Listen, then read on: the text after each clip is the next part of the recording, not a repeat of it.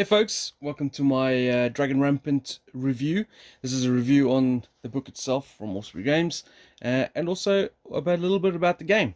So obviously, in videos like this, I'm going to give you my personal opinion on the contents of the book, and of course how I feel about the game. And these are obviously subjective to my own feelings. So you can disagree or agree. It's all cool.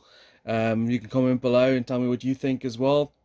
I'll be great. It'll be great to hear from what other people think of the games. And obviously, if you follow the channel, you'll get to see generally what I'm going to be talking about anyway, as I'll have battle reports and other videos up on the rules and stuff themselves.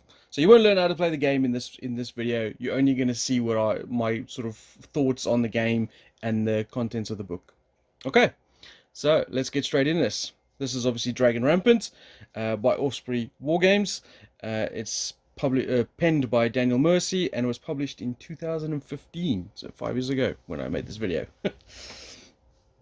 It's a soft cover book, and it's what I call part of the Blue Book range. Osprey do these sort of small, light little war games that you can get from them, which come in most of the time in this sort of blue format. All right, let's have a look. So first of all, it has a decent amount of pictures in here. It has, I think, 9 pieces of full art, including the cover, which is quite nice.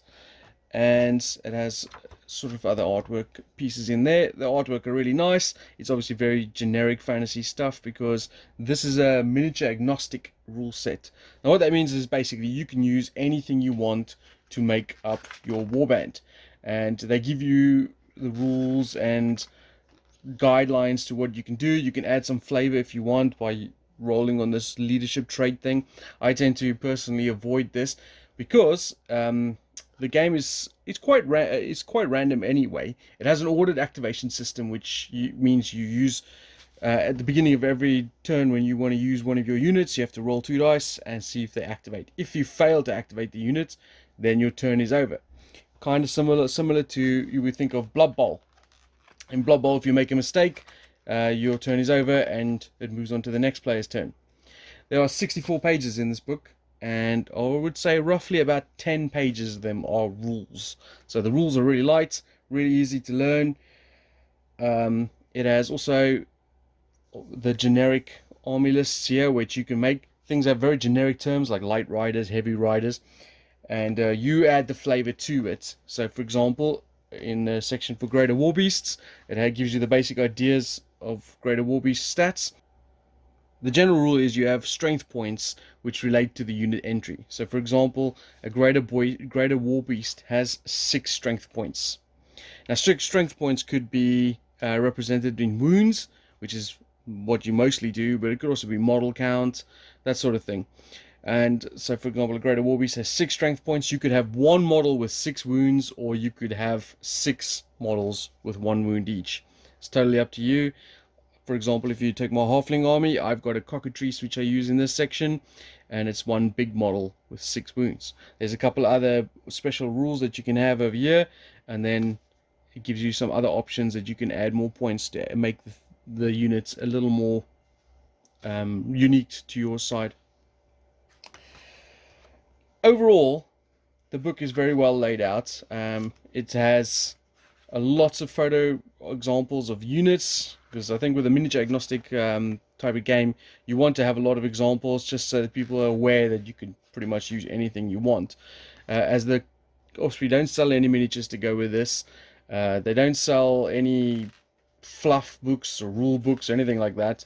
It's all up to you and up to your imagination, so you can use anything you want, including mixture of models. They don't have to be all elves, all dwarves, or whatever the case may be. You could use anything you want, and the rules themselves is pretty simple. The games generally play, I would say, an hour and a half to 2 hours, depending on the size of the army that you're using. They recommend 24 points. I've gone up to 32, 34 points, and they still play fairly quickly. I've seen in conventions, some of the guys running games at conventions, they have huge games, of hundreds of points, and it still pretty much works. You just have to add in a few homegrown rules, and it goes smoothly.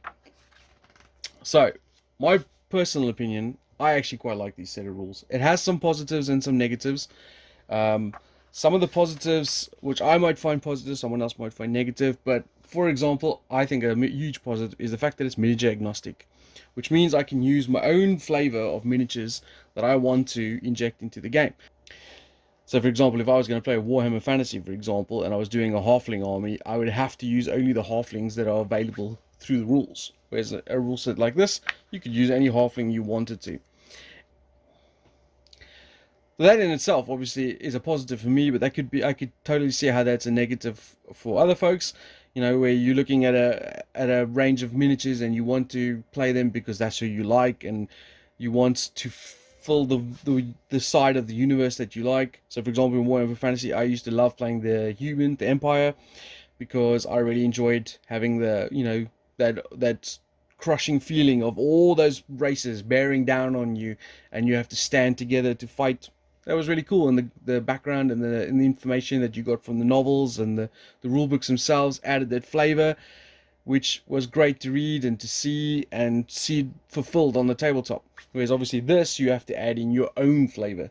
So that could be a negative to some, where you don't really get the feeling of a world, you're just playing a miniatures game. On the flip side to that is obviously this is a really simple, quick, easy learn, play rule set.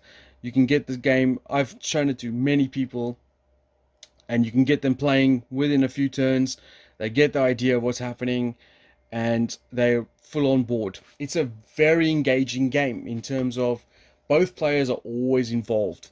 Whether it's both player, when you attack someone, they roll their defense dice, you roll your attack dice, and both players are looking to cause casualties. Both players are looking to get on the front foot. Um, both When you're on your initiative step and you're doing your army activations, the other opponent is always watching, hoping for that moment that you fail so that they can take over. And works by the other way around, is obviously once they take over, you're waiting for them to fail. You're also waiting for them to see what they do, because it's a very dynamic game in terms of movement and in terms of what might happen when someone fails the activation.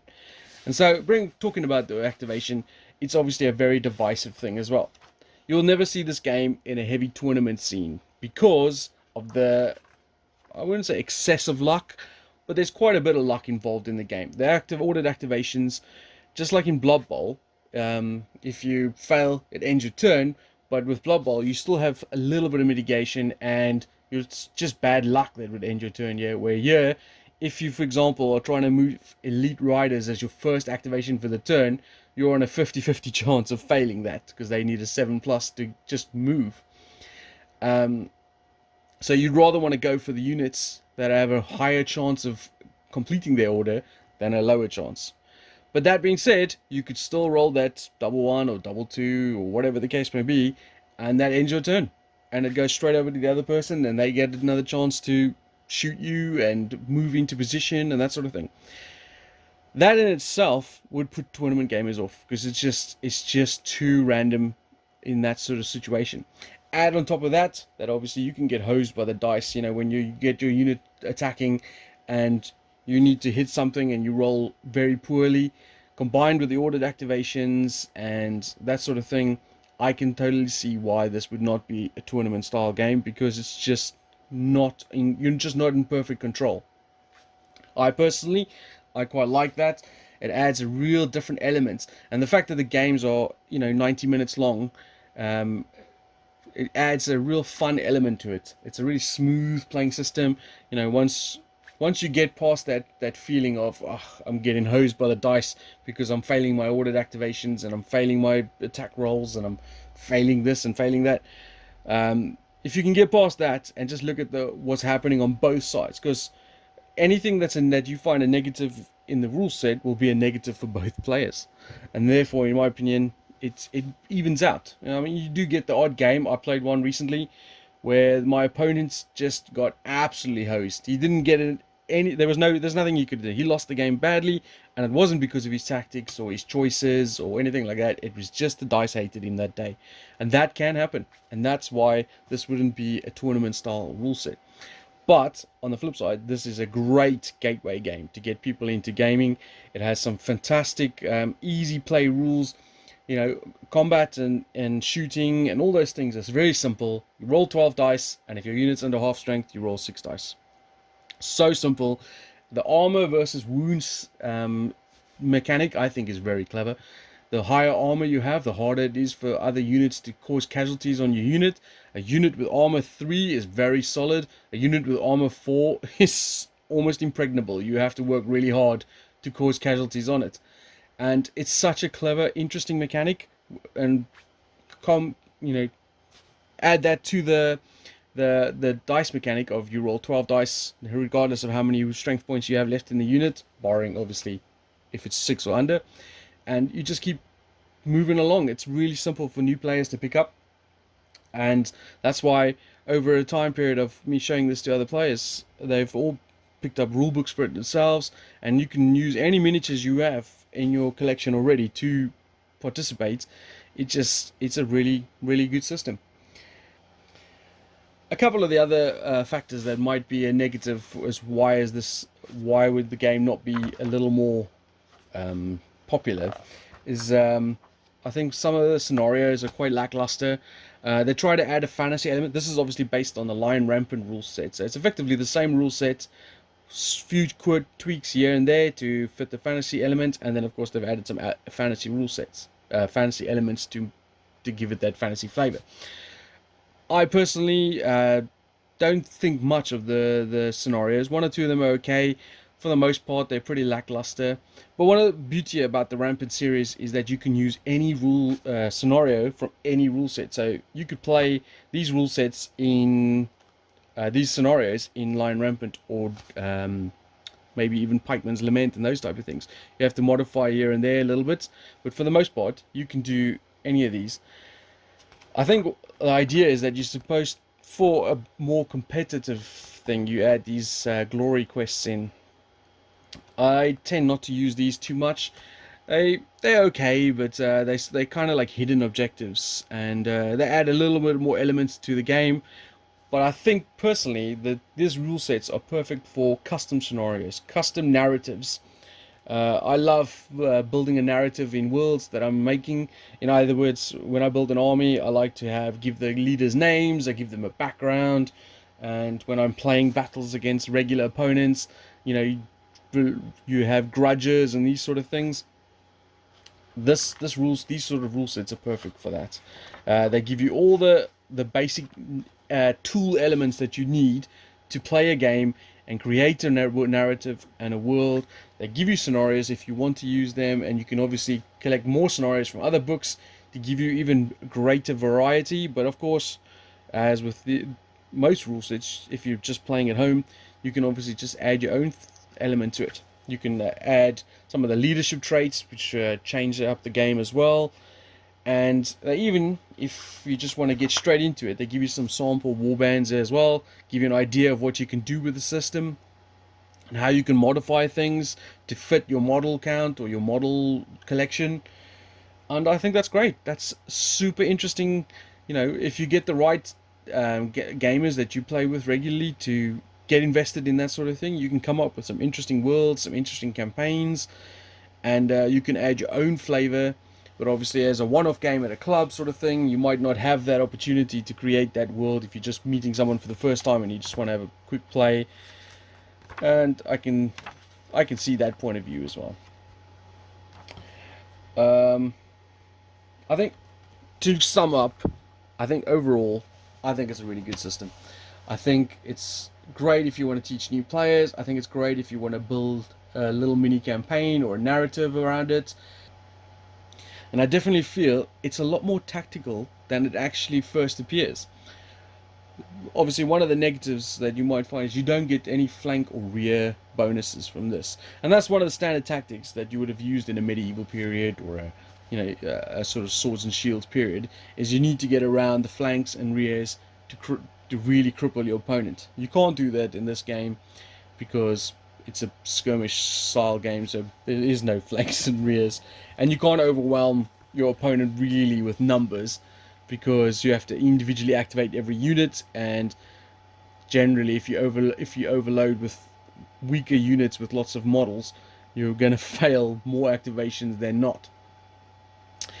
Uh, But that being said, there's still other really interesting elements that come into play, especially with when the unit fails their activation and you end your turn, and then your opponent goes and does one or two activations and then fails their turn. You can then come back to a unit you've already activated, which means you can have certain units activating a lot more and moving up the table faster, getting into combat faster. I think it creates a really interesting element. I also feel with the way the attack and defense stat thing works. So, for example, if you charge and get into the attack, you use your attack stack. Your opponent uses their defense stat.